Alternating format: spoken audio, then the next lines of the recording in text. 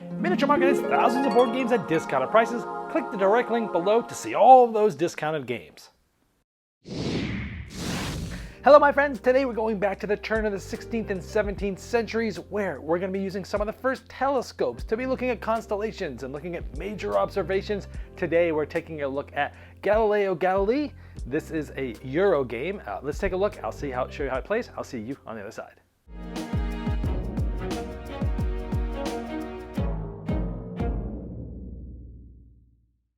You're going to be one of the well-known astronomers from the turn of the 16th and 17th centuries, where you are going to have your own telescope that you're going to be moving up to take different actions. You'll have dice of certain colors, which are your observation dice, and these represent the light spectrum.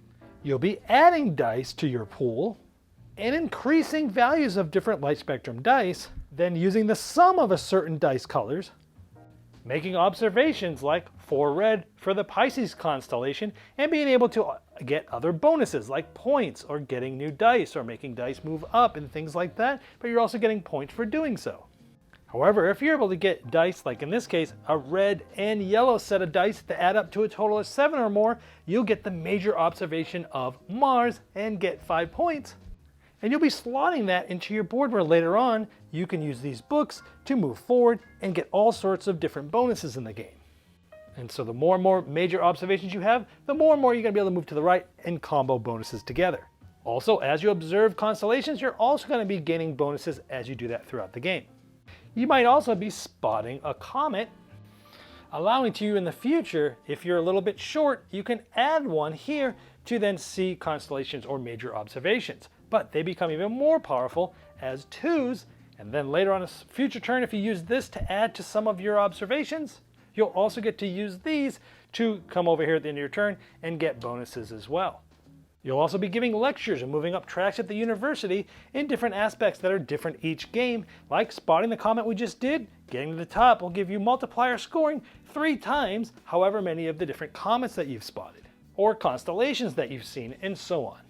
You'll also be racing to objectives, because the first person to get to objectives, 7 points, everyone else is 3 points, like having 4 major observations, or getting to the top of the 2 of the university tracks, and 2 of these are different each game as well.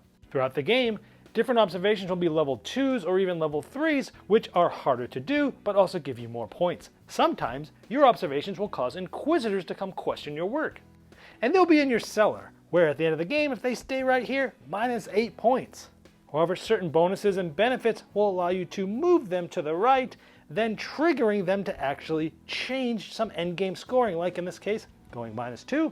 Moving yourself down this track, at the end of the game, you'll get minus or positive points depending on where this is, in addition to the minus or positive points depending on how far you move them down your tracks, and basically give them more confidence in your findings.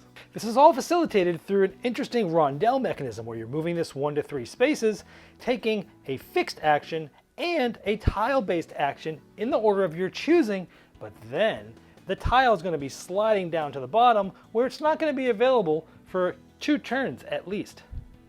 But sometimes you'll be stopping here to upgrade, where you can upgrade some of these tiles, which is giving you a better version of those, but you got to find the right ones to do at the right time. So you'll be getting points for observations during the game and some other things during the game, but also endgame scoring for objectives and moving up tracks multipliers and your inquisitors. You're trying to have the most points in the end. All right, let's first talk about the things I liked about this. First of all, beautiful production. The art, the graphic design is very clear. The nice wooden pieces, the player boards, the telescope rondelle that moves around. Screen printed things. I mean, the production's really nice in this one. I like it. This is kind of a thematic Euro. Many things are thematic. Some of them are more abstracted, but there are some cool things in this, like, the constellations give you sort of more knowledge. The lectures give you more points for certain aspects as you move up university tracks. The inquisitors, they come along and they start questioning your findings, and you have to sort of appease them and get them to be on your side and kind of have them with you longer and bring them aside with more findings in order to keep them from giving you more negative points. So some of the things here are quite thematic, which I like. I like in a game that there's a ton of decision space, and it's a medium weight Euro, but a lot of the turns will be pretty quick. It's like, hey, I'm going to move my telescope 2 clicks. I am going to move up a track, I'm going to add a die, or I'm going to add a die, I'm going to move some dice up next turn, or I'm going to move my library. Oh, and I get this and this bonus, and even some of them, they tend to be kind of quick. Now, there are some huge turns with lots of combos we'll talk about later, which really makes this game sing of, as what it is. But I like, for as heavy as a game as it is, with as much going on, with a wide variety of decisions, that generally speaking, the turns do move pretty quickly, and I like that. I love rondelle games that have rondelles in them, and this essentially is that, where you have your telescope and you're moving it 1 to 3 spots, just as if it was a circle on a rondelle, a normal action mechanism, and you're doing you're doing some actions, and then you're moving that tile to the front, and you're not even going to be able to use it for 2 more turns. I like that. It's an interesting way of doing an actual rondelle without it really looking like a rondelle. It's like, oh, my telescope goes up, and then when it gets to the end, it's going to start back at the bottom again, not the very bottom, but like, the third spot where you can actually select something. So it is doing the exact same thing a rondelle would do, but it's doing it in a way that looks cool and thematically makes sense. So I like rondelles, and I like this too. Also, when you're making these selections, it's really clever that you have a fixed action in a spot, and then an action that's part of a token, and that when you do that action, you're going to take that token and put it down at the very bottom there. And again, it's not available for 2 more turns, but that allows you to sort of set up a couple of things. One is it makes sure that you don't just keep using the same action over and over, which is interesting. But then it's like you're trying to set up actions to be in a certain order sometimes, because sometimes it makes sense to do things in a certain order.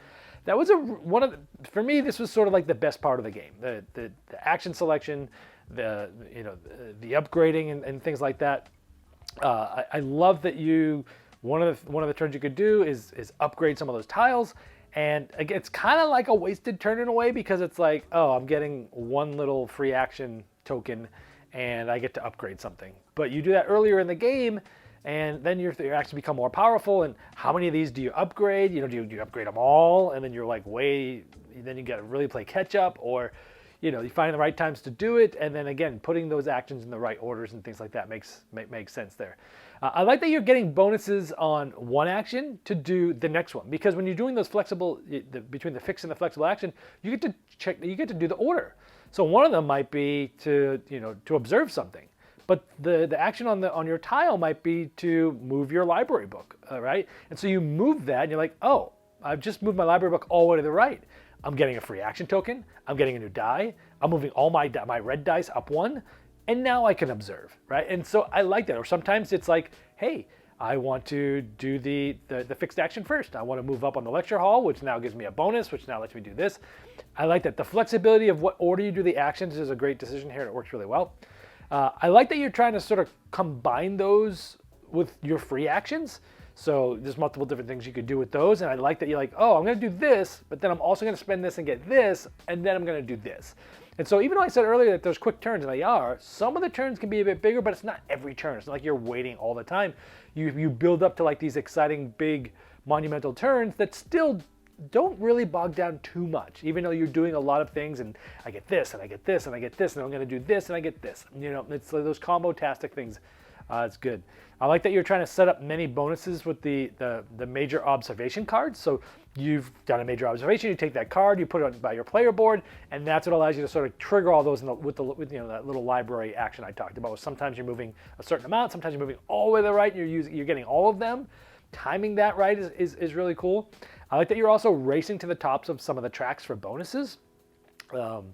So there's a lot in here I like. That you're fighting over spots for bonuses for constellations, but then when someone does the major observation, that's when it sort of comes off, and the cards get better and better, harder to do, but better bonuses as the game goes on. So overall, I enjoyed the game quite a bit. What are things I didn't like about it? Well, a couple things. Number one is going up those tracks. I mentioned I like doing that. Gives you some focus in the game. I'm not usually a huge fan of multiplier scoring in Euro games, and here's why. Multiplier scoring for me essentially tells you that you're going to start working down a strategy, and once you start down there, you kind of have to lean in heavy into that strategy for the whole game if you want it to pay off. And so it's like, hey, I'm going to go up this thing, I'm going to have a 3 multiplier for comets, which means I better get as many comets out as possible, and it in my opinion, it tends to limit your decision space. It limits your tactfulness.